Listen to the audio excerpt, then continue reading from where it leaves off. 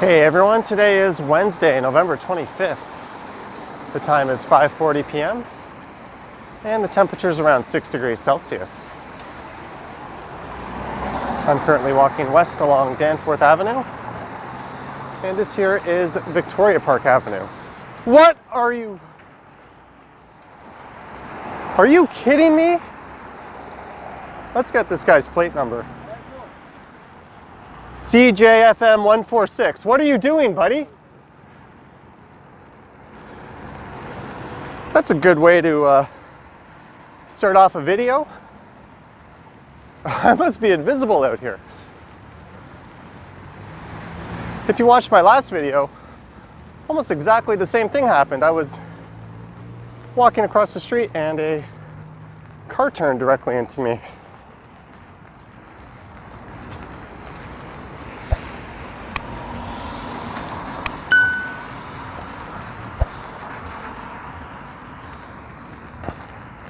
Wow. Anyways, let me regroup myself. The plan for this one is to head west through a neighborhood known as East Danforth. It's also referred to as Danforth Village. And that is situated between Victoria Park Avenue, where I just was, and Greenwood Avenue, which is to the west of here. And just west of Greenwood Avenue is the Greektown neighborhood. There's a look at a large plaza across the street. And as you can tell, it is raining lightly right now. And this is actually my second attempt at recording this walk tonight. I had originally recorded a walk that started at Greenwood, and I walked east in this direction. But I couldn't tell if the camera lens was getting pelted by raindrops or not, as the viewfinder on this camera started to smear.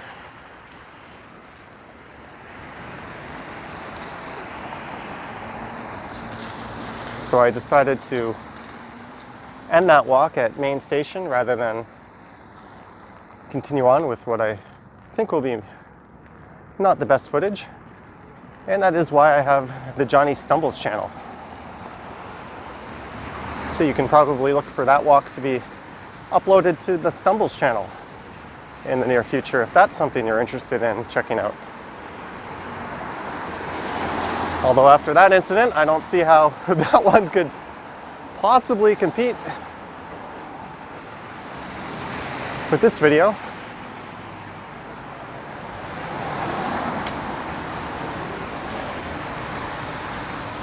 I am using an umbrella, if you're wondering.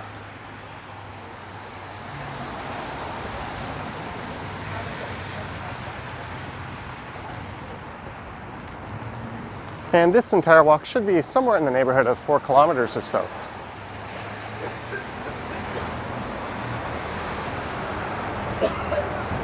This is day 3 of what the province of Ontario is calling a lockdown for the city of Toronto. Although that term is rather disingenuous. As you can see, we are clearly... Whoa! How does this happen twice? Dealer plate on that one. Are you kidding me?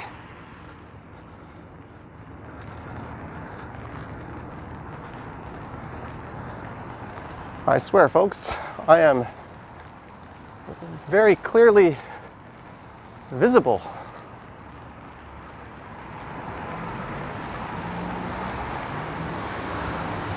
You guys might always see the camera facing forward, but I assure you my head is on a swivel.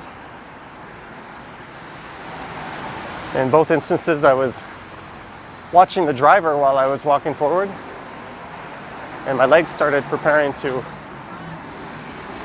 put me in a position to not get killed.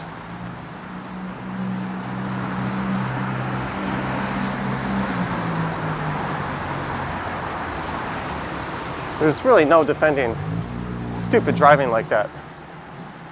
That's just inexcusable in my opinion. For the record, most drivers in the city are good. But it's the knuckleheads we need to watch out for. And to be fair, there's no shortage of cyclists that create dangerous situations as well. It's really a matter of everyone needing to use their head and follow the laws. And then things will be a lot safer for all of us. And there is a country style. You don't see too many country style donuts, folks.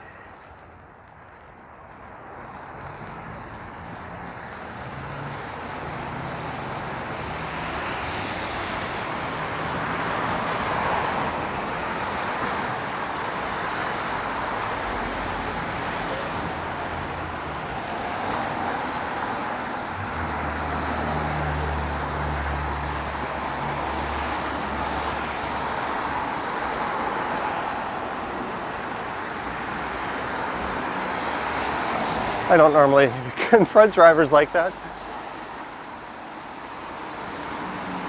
But man, how do you not have your your eyes peeled out for pedestrians and cyclists and anything else that could be in the way? Now, as a pedestrian, if I wasn't paying full attention there, that's two instances where I'd probably find myself in the back of an ambulance in short order. Anyways, let's talk about some positive things. How about all these local businesses that are suffering as part of this lockdown, which isn't a lockdown.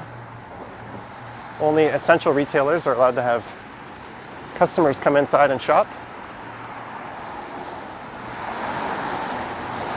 Unless you're a big box store, in which case, as long as you sell something that's essential, you're allowed to sell other goods, which definitely creates an uneven playing field with a lot of these small retailers, and that's a lot of what the uproar is about. This is early on in the evening, and just look how dead this neighborhood is.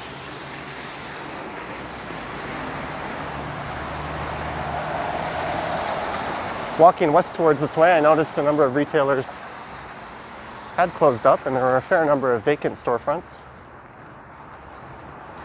And I imagine in a few months' time, it's really going to start looking like a graveyard if the province doesn't step up and offer some kind of assistance to keep these businesses open. And further to the west of here, Danforth is particularly known for its restaurants, many of whom have invested in pretty good outdoor patio setups, including heat lamps. I guess they were preparing for outdoor dining for the long haul. But the province has pulled the rug out from that plan.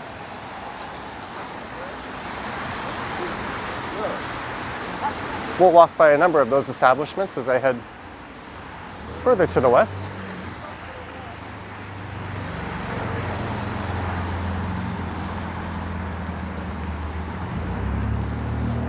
I gotta be extra careful here.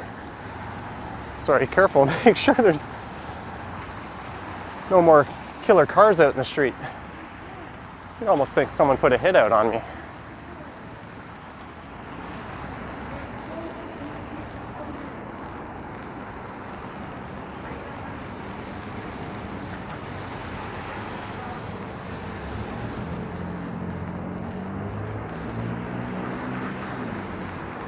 There's a Popeyes. Restaurants are open for takeout, and small retailers can open for curbside pickup. Although if you're a retailer that has a rotating stock, such as a Winners or a Marshalls, you really have no choice but to shut down, as people coming to your door can't browse your store and you can't exactly post your stuff online.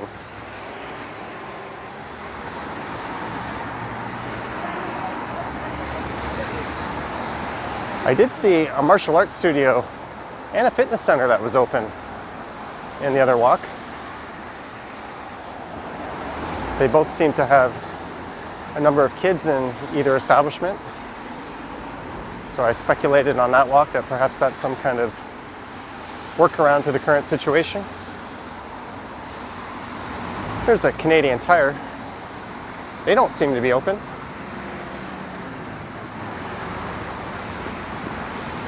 I don't see anyone in there shopping. Although the lights are on, I might be wrong on that. Oh, there's a few people in the store. Maybe they're just employees.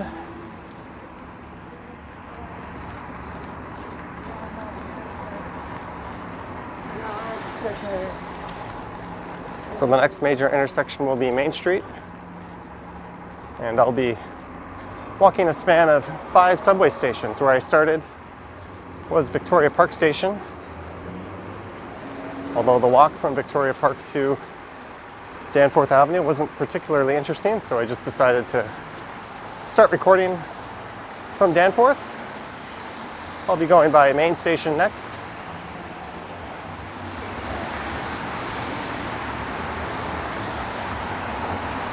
All the stations along Line 2 are just to the north of Danforth Avenue. And the reason for that is they used what's known as the cut and cover method, where they dig a large trench and complete the subway that way and then cover it up. So I guess it wasn't practical to dig up an entire major street like this versus the modern method of building subways where they use tunnel boring machines.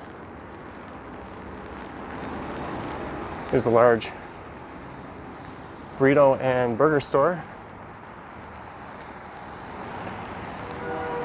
I hope these restaurants are doing a pretty good Uber Eats business, because I don't see too many people out picking up takeout food. You'd think at this time of night it would be sort of prime time for these restaurants.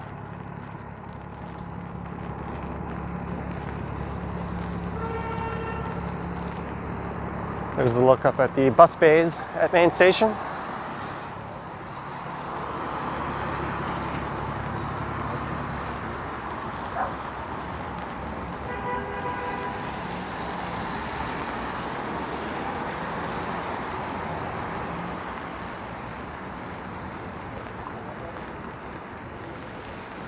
So that is line 2 of the subway network that runs along Danforth Avenue and to the west of here, Bloor Street. And that opened up in 1966.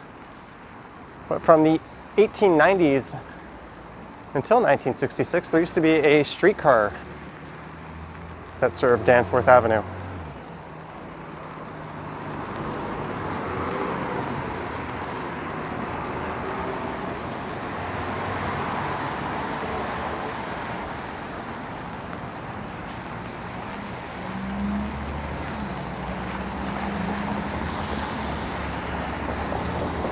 There's a look to the north up Main Street. Hopefully none of this rain is gathering on the camera lens. This is my newer camera, the DJI Pocket 2. If I knew it was going to be raining like this, I would have brought the old camera out, as I don't mind getting that one a little wet and subjected to the elements.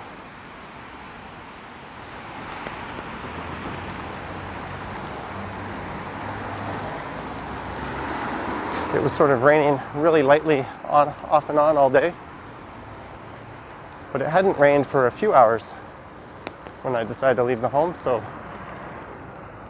I wasn't anticipating running into this rain tonight, but it's no big deal. I brought my umbrella.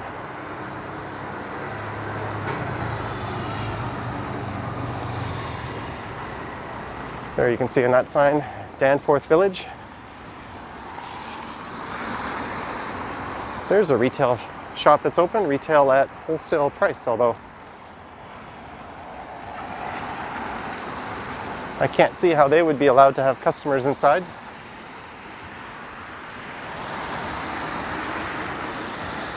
There's a Shoppers Drug Mart.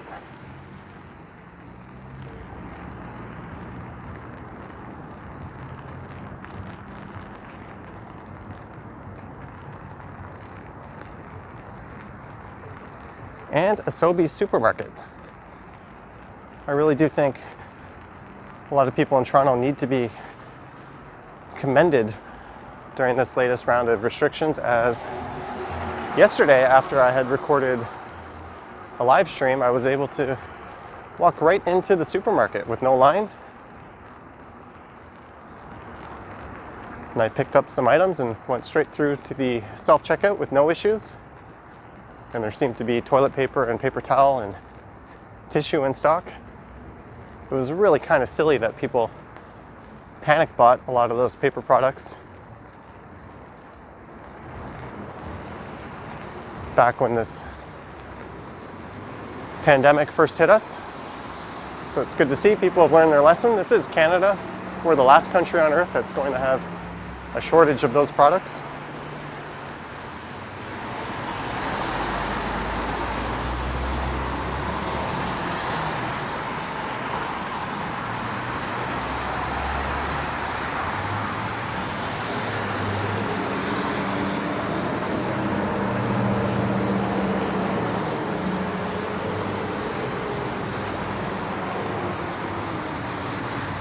And this is Westlake Avenue.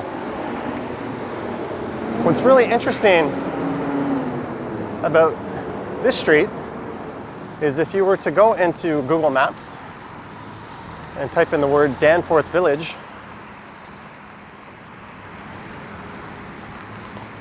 it'll draw an outline of the neighborhood, but it starts at Westlake and it goes to Victoria Park Avenue, whereas if you were to consult other resources online, it shows Danforth Village as being located between Greenwood and Victoria Park. I don't really know why there's a discrepancy. Usually Google Maps is quite reliable at outlining villages or the various neighborhoods. But I have definitely noticed some discrepancies in how neighborhood boundaries are described and some overlap.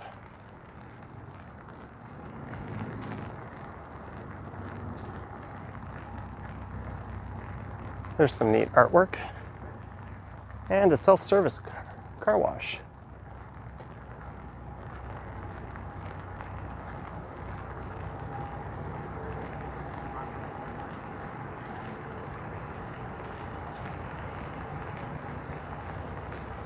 This really feels like a ghost town, folks.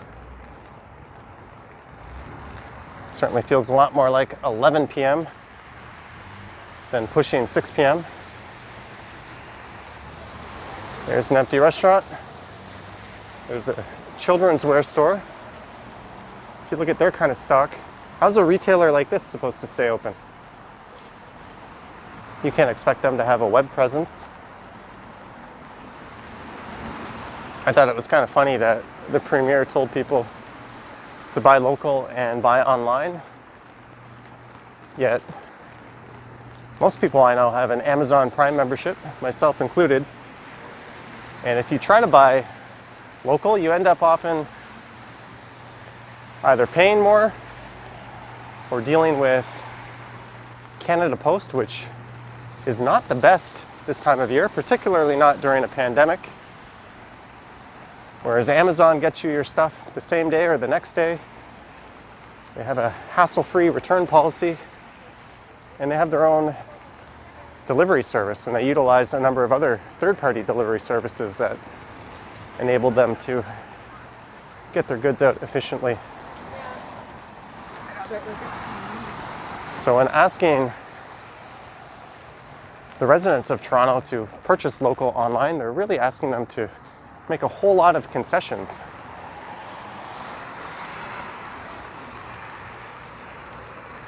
I don't think that was a particularly well thought out piece of advice by Mr. Ford, but neither have been a lot of their actions regarding this pandemic as of late. I mentioned this in my live stream and maybe even the video yesterday, but it seems to be that whichever side of the fence you're on, if you're pro-lockdown or if you want to see things stay open with or without restrictions, almost everyone can agree that it's the local businesses that are taking the brunt of the damage right now, at least economically. And there definitely needs to be better measures in place to ensure that they don't go out of business. But there's just not much evidence that much is being done to spare them, especially with large big box retailers able to sell a lot of the same goods in store that the smaller retailers are being shut out of. That's definitely a big contradiction by the government. Here's a rather happening Kia dealership.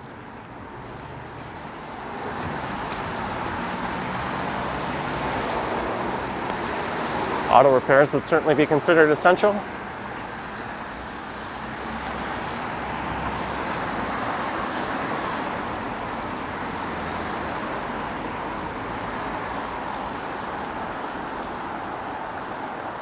The Rusty Nail Pub. That certainly looks like it would be your local hole-in-the-wall kind of bar. There's the Budapest Hungarian restaurant.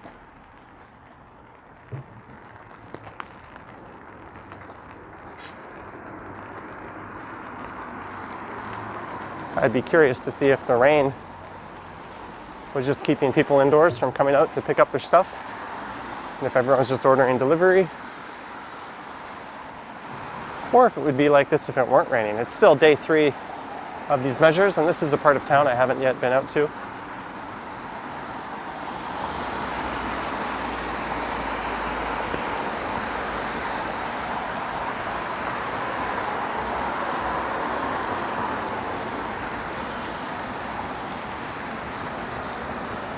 Cedarvale Avenue.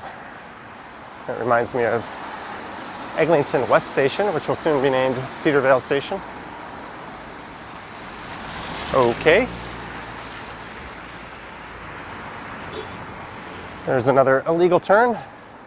I had started to cross when he had turned. You're supposed to wait till it's clear, but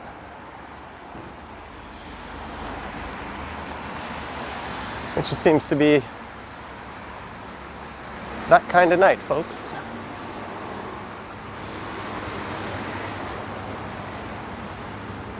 Looks like that restaurant's gone under.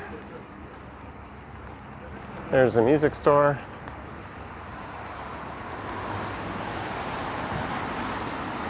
Cell phone stores are allowed to stay open. Phones are deemed essential.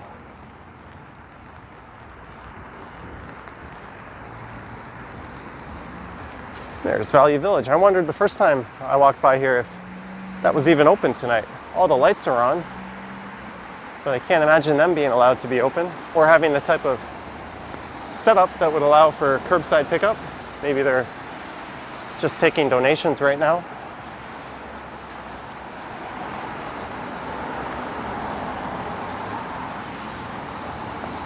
Whatever is going on, this certainly isn't going to be viable for very long. I'm no economic expert, but the writing seems to be on the wall. Otherwise, no customer. Although, I think this is a pretty good area to live. They're serviced by a subway line. There's all kinds of retail and local businesses out along Danforth Avenue. This here is Woodbine Avenue, and that would be Woodbine Station to the north. So this will be subway station number 3 on this walk.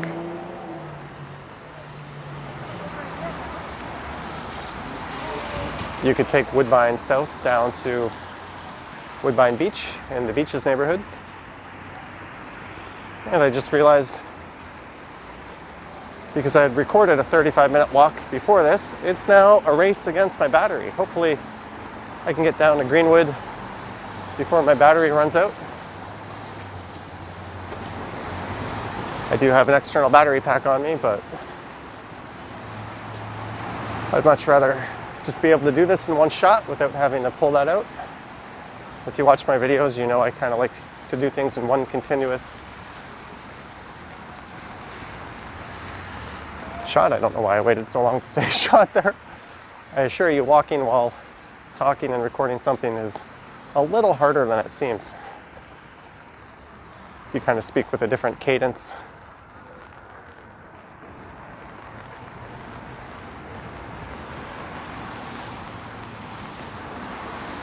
There's a small retailer that can be open as they're selling essential goods.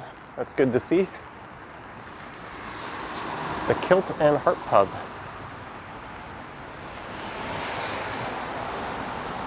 It's sad to see a lot of these bars and restaurants make the decision that it's not even worth it to offer takeout. They need to staff a kitchen and stock up. And if they don't have a high volume of orders, they're just going to be taking an even greater loss than what they are. Dragon Martial Arts Center. I'm pretty sure this was the place that I saw was open earlier tonight. Maybe it's this after-school program. That was their loophole.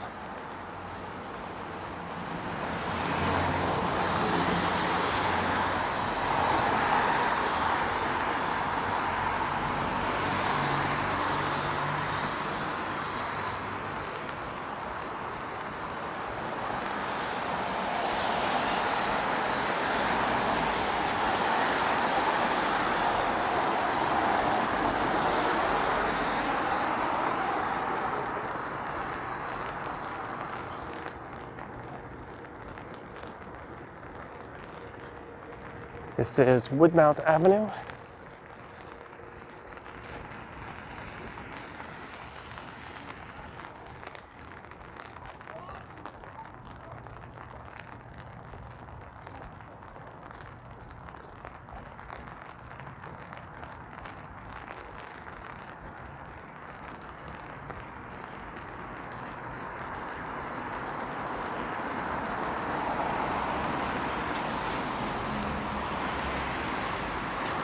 I think it's a good idea if you need any fruit or vegetables to go to stores like this.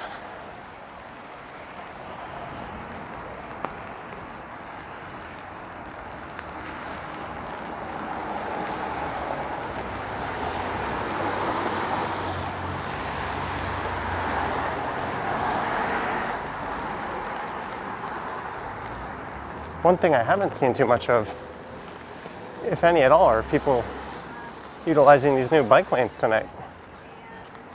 The city installed those earlier in the year. They run from Broadview Avenue to the west of here, which is where Greektown starts, all the way to Dawes Road, which is just short of Victoria Park Avenue. But they do continue west past Broadview, but those bike lanes were in place before. And you can take them all the way across Bloor Street West to where the bike lanes finish at Runnymede Road. So there's a pretty long continuous stretch of bike lanes from east to west across the city. There is the wine rack. They are open. I don't know if they're limited to curbside pickup or if people can go in store. I know at the provincially run liquor stores, you can shop inside, but at cannabis stores, you can only do curbside pickup. So I think that's another contradiction by the provincial government there.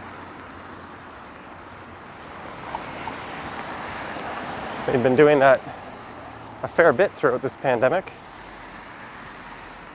I also kind of noted that with regards to strip clubs, they banned lap dances and that sort of thing, which is incredibly understandable. But that essentially just turns them into a bar, and then they went ahead and shut them down, but they allowed bars to remain open.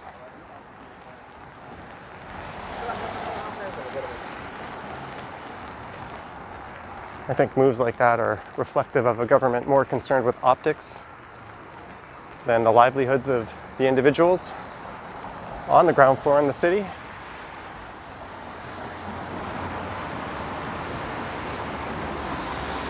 There's a restaurant that's not open. And these are the kind of sidewalk setups a lot of the bars or restaurants to the west of here have, especially through Greektown. Here's another one, and a lot of them have invested quite extensively in heat lamps.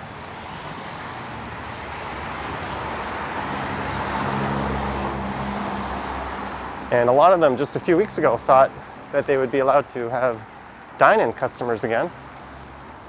Then the province moved the city of Toronto into what they called the red control zone, which meant they were sort of doomed to only outdoor service. And then a short time after that,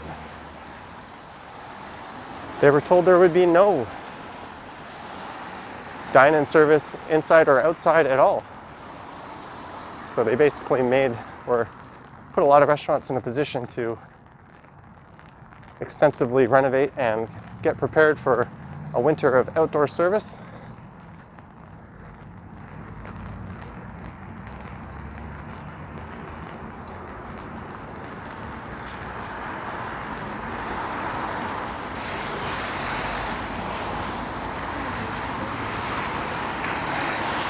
This is certainly not ideal, but I guess it's understandable. I don't know how the hell else this guy's supposed to position that truck. You just got to be careful and look over your shoulder before walking around.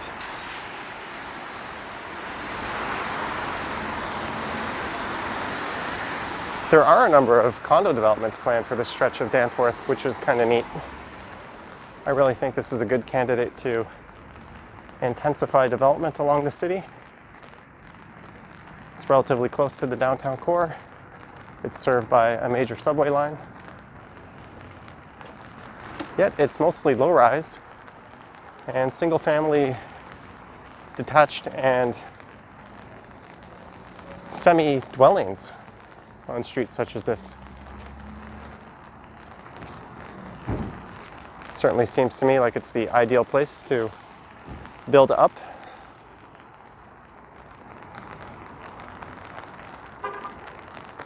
There's someone riding their bike down the sidewalk. At least they have lights on, but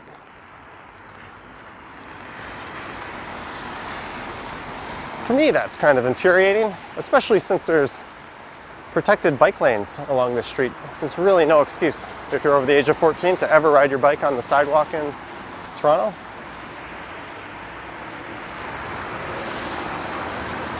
Maybe it was those people who tried to kill me with their cars at the start of this walk. Hey, there's a cyclist.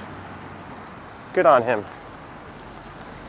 As I say, maybe it was those incidents earlier in the walk that sort of set off a bit of a negative tone.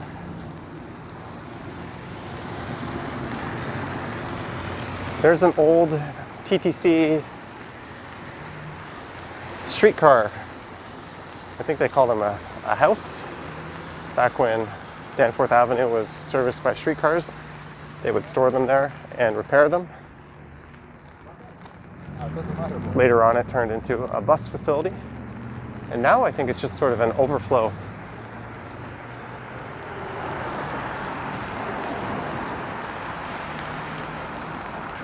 I'm not even sure it's even used. I think they have another facility down on Coxwell. And there's a few in the beaches. And of course the big Hillcrest facility over near Bathurst and Davenport.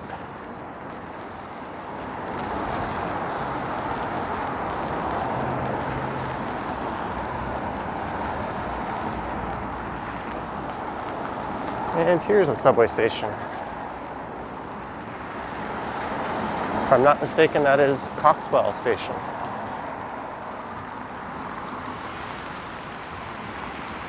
There's an A&W.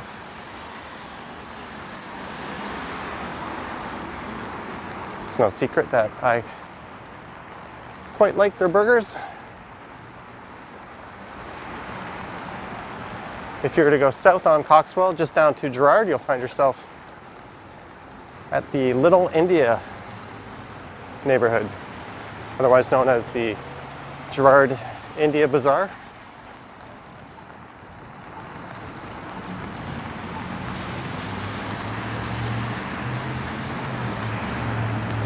Gotta be careful walking across the street these days.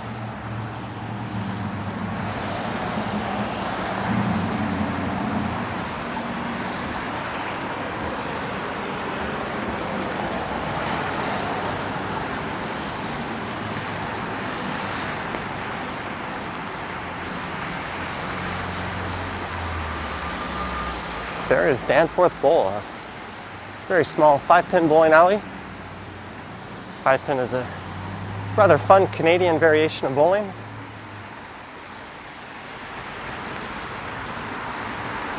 It's kind of one of those odd variations like candlestick or a duck pin.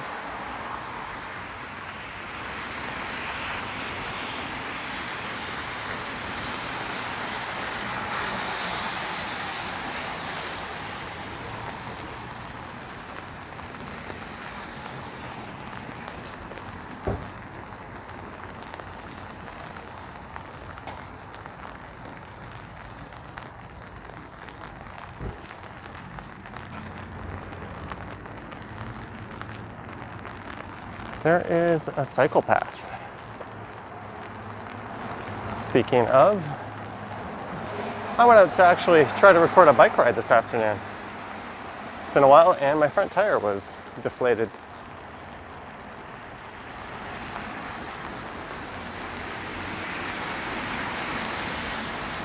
I took the wheel off to see if I could patch the tube, and it turns out that my tube is ripped in such a way that I have to replace it, so I've got a new one on order. We'll see if I can get that in there in short order, then my bike will be back up and running.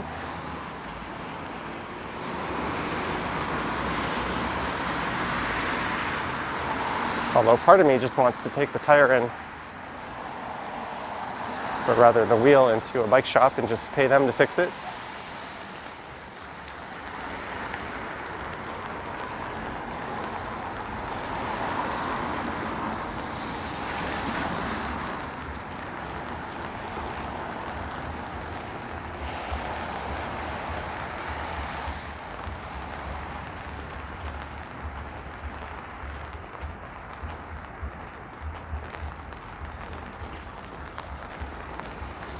El Sol Mexican restaurant.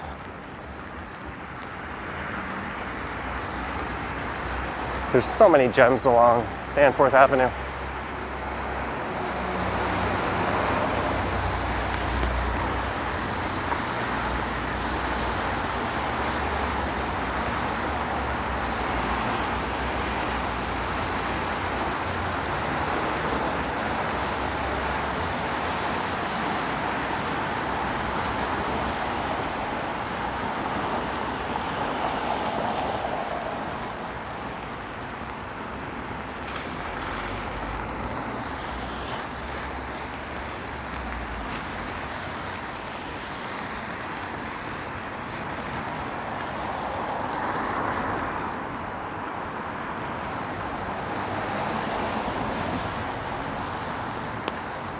Rendezvous Ethiopian authentic cuisine.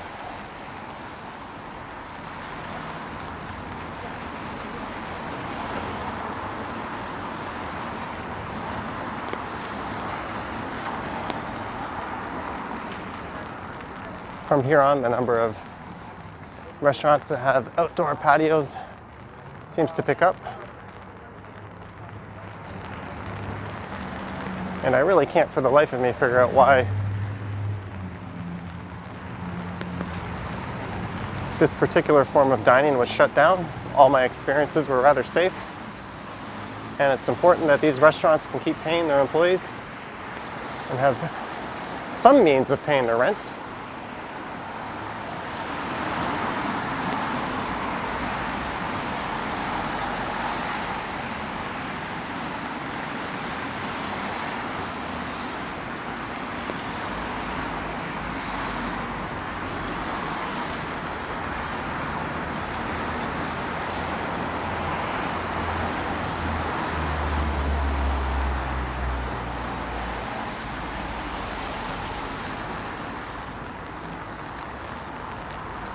This one at the Sidewalk Cafe looks excellent.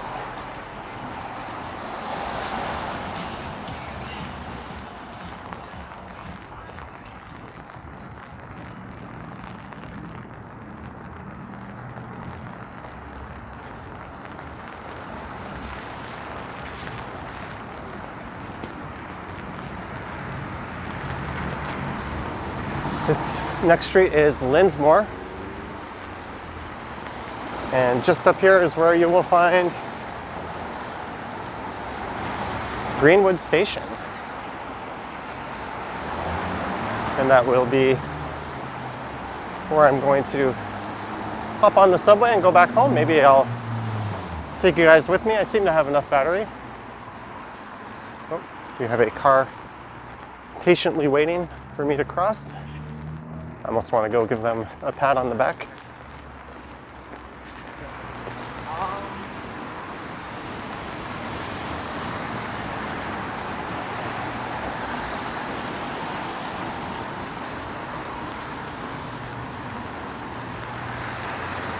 But really, it just continues like this further on to the west as you get into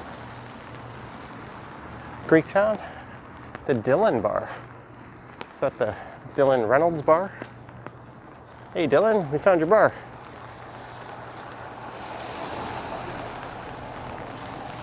That's a shame, not even trying to open up. And just down there, maybe I can zoom in on it, is the, oop, I don't have zoom enabled. It's kind of hard when I'm holding an umbrella. There's the Allenby Theater, which is now occupied by a Tim Hortons and a convenience store. It used to be the Roxy Theater. And that operated as a theater, I think from 1936 to 2006. And like the Hot Docs Cinema on Bloor Street West, they were known for screenings of the Rocky Horror Picture Show. I did start my other walkout in front of that theater, but since the station is here,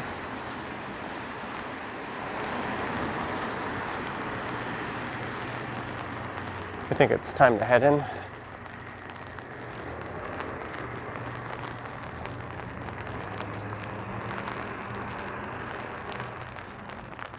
The Maple Cafe, they have a big, not a big, but a outdoor patio set up.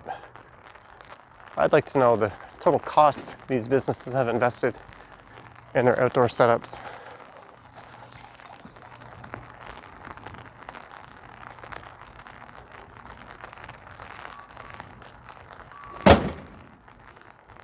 And here we are, Greenwood Station.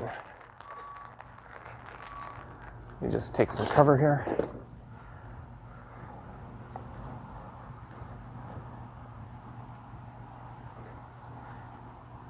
I need to slip on my mask.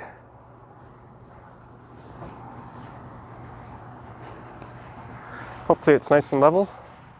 Every time I show my face, it's crooked.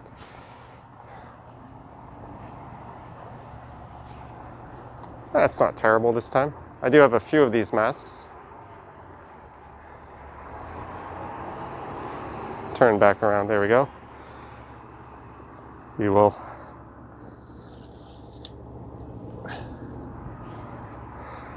fold up the umbrella. Let me just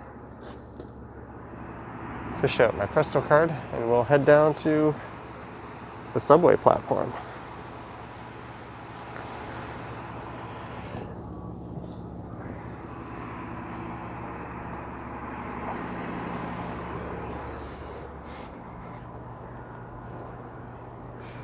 There we go.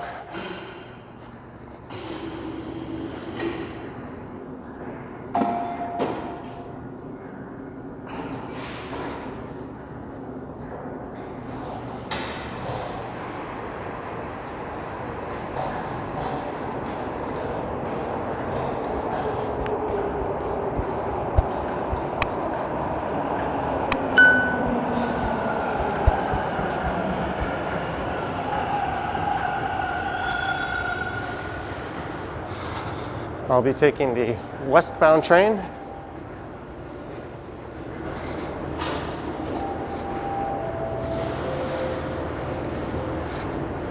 I'll be heading to Bloor Yonge Station and then transferring northbound. Did I just miss a train?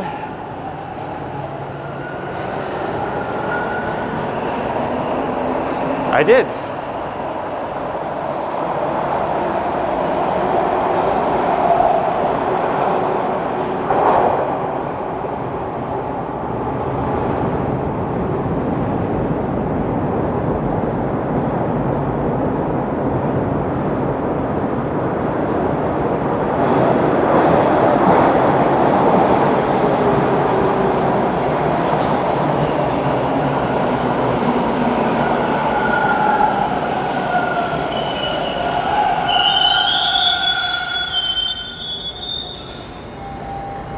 but it looks like the next train is on the way.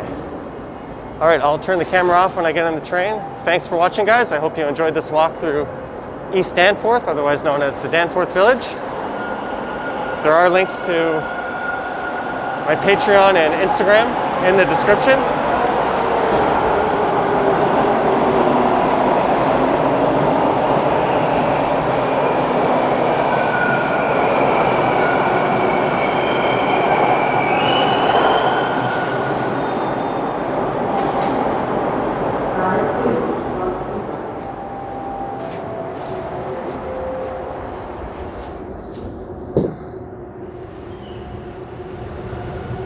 As I was saying, there are links to my Instagram and Patreon in the description. You can also check out channel memberships on the main YouTube page. And I'd like to thank everyone for their support as the channel has hit over 25,000 subscribers.